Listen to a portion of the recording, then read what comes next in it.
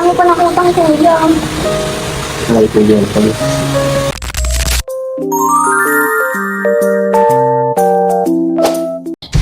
Kalingap Edu namomroblema. Tuluyan na kayang bitawan ang kanyang beneficiaries na si Arjin? Ating alamin at pag-usapan ngayong araw. Pero bago po ang lahat, may love shoutout sa lahat ng ating listeners, viewers, and subscribers saan mang sulok ng mundo, Mapaluzon, Visayas at Mindanao, lalong-lalo na po sa ating mga kababayang OFW. Kamusta po kayo mga kalingap? Mabuhay po kayo hanggat gusto nyo. At kung bago ka pa lang sa aking munting YouTube channel, huwag ka nang mahiyang mag-subscribe, like, share, and comment. Huwag mo na rin kalimutang i-click ang notification bell nang sa ganon ay updated ka sa aking mga paparating na video. At syempre, patuloy po nating suportahan sina Kalingap Rob at ang ating ama ng Kalingap, ang nag-iisang founder, si Kuya Val Santos Matubang. Kung maaari po ay no skip ads nang sa ganon ay mas marami pa tayong malingap na nangangailangan. At konting paunawa po, kung maaari ay tapusin nyo muna ang kabuang video nang sa ganon ay akma ang inyong mga komento. Parang hindi ka mapakaliw. Gano'n nakatagal mo na parang na ano, naisip na Mga 1 month na din po kasi. Di ba ma-exam mo ng doktor? Doon po ako na-stress kasi nga. Ang dami pa ng utang, kuya. ay, pwede yan. Sabi. Kasi hindi naman ako makapag-dire-diretso yung ano, sabi, maka-bisita sa iyo, ano, yun nga. Minsan, ano talaga, yung kailangan minsan ko talaga, binabudget ko din yung ano ko eh. Opo. Kaya naiintindihan ko minsan medyo baka nagkatampot na sa akin na parang, ay baka dahil din yung ano, kasi hindi ko masyado maano eh, mabisita, maano masuporta, kaya kung gano'n man, ako naiintindihan ko din naman na may content sample, something. Siyempre sa akin lang medyo may konting hirap din kasi ang dami nila eh, hindi lang isa. Hindi mo lang sabihin na Kaya may sabihin na minsan sila Pinay, sila Early, na chat. Kaya ano may bayarin or may ano sana. Yun nga eh, kasi din talaga yun, doon ako nabilis niya, hindi talaga siya nasabi. Saka medyo na ano, ako talaga, kaya din ba okay lang, minsan nakapaysto ko lang din kung ano, parang may hindi siya din nagsasalita kahit konti. Kaya, iniisip ko lang minsan na, ay, baka okay lang. Kaso nung nag-ano ka talaga kahapon, naman na, matakot na ako nun.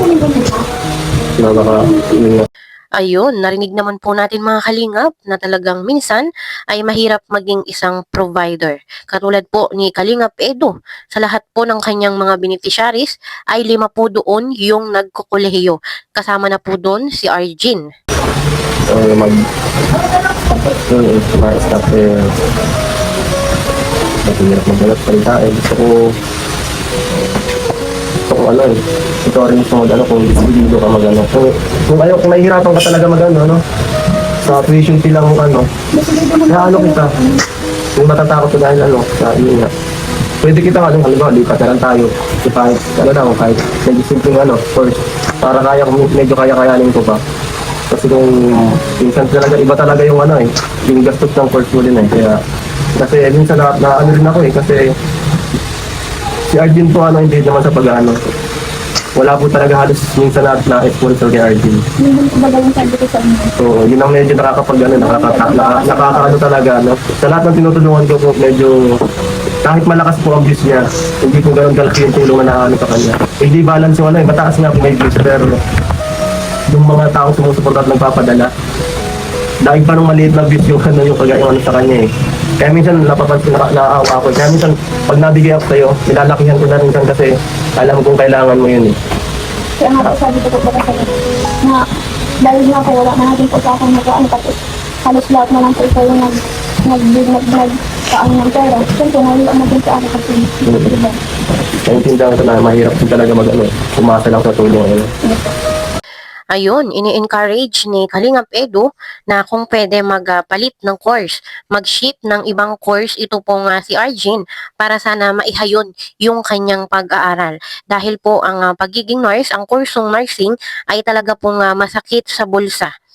Isa pa ay wala pong sponsor itong si Arjin. Hindi po katulad nung kanyang ibang beneficiaries, iba pong mga beneficiaries ni Kalingap Edu na kahit po papaano maliit man yung views ay meron pong nagpapaabot ng kaunting tulong.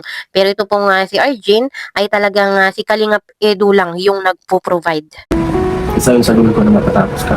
Pero kung ano mo talaga, kung gusto mo talaga yung course na yun, ang gusto ko sana, kahit kunting tulong sa family. Kasi hindi ko kakayanin talaga i-shoulder lahat eh. At Nakikita naman po rin sila mama kasi yun nga, hindi rin sapat ano. hindi din po kami siya. Yung binibigay ko nila is pang allowance po. Halos napupunta ko sa bayarin ko sa school. Halos matituwa nga po sa akin, bariya na lang. Ang bili na lang po dito. Hindi na lang mo na ano po. Halos kula-kala ko, mahiya din ako kasi halos ng mga pagkain dito sa bili nila. Halos din na parang nakakabigyan. Pasensya ka na Arjun, na hindi ko mabigay talaga lahat ng pangangailangan. Naiintindihan ko lang po kasi hindi lang naman po ako nag-iisang tulungan. Madami pong nangailangan din ng tulong na kuya. Siyempre po, naiintindihan ko naman. Ayun, humingi naman ng pasensya si Papa Eds dito nga sa kanyang beneficiaries na si Arjin. At nakakaawa din naman po dahil ito nga si Arjin ay talagang makikita naman natin na gusto talagang makatapos ng pag-aaral. At kahit din naman si Kalingap Edu dahil nga po beneficiaries niya ito ay gusto niya rin nga makatapos si Arjin dahil na tumatak na sa kanyang isip na yung kanyang goal ay makapagtapos yung kanyang mga beneficiaries. Pagka mga second, mga third year po, kung gano'n nakamahal, sabi ni JJ sa akin. Second year po kasi is mag-audit na po daw. Yun nga, sabi ni JJ, Magka-copy implement po kami. Malaking gastusin din. Yun po yung iniisip ko kasi nga, kasi nga po, yung tinak mo kung gaano kalaki yung maano niyo. Opo, alos, ang laki po. Sali mo? Yun.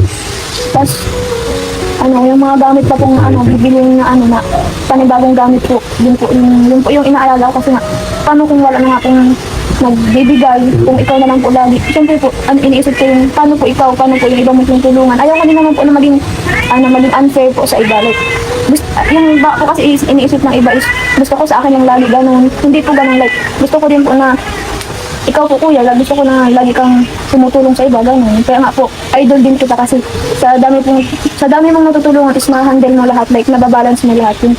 Kasi kaya nga po nahihiya din po ako na sariling pera niyo na po yung nabibigay niyo sa akin. Isipin mo din yung offer ko. Yun. Isipin mo masyado. Hindi naman kita pipigilan kung gusto mo rin magtrabaho, or kung magtatrabaho, baka lumayo ka na naman sa pamilya mo, ganun ba? Di mas lalong mapapasama ka niyan, sayang taon mo nun. Ang bala ko po sana is magtatrabaho muna, tapos mag-iipon kami. Then patuloy kasi iniisip ko po yung hirap din po. Yung hirap, tapos syempre po nagtatrabaho ka lang nag-aaral. Parang hindi mo po mabibigyang malaking oras yung pag-aaral din po.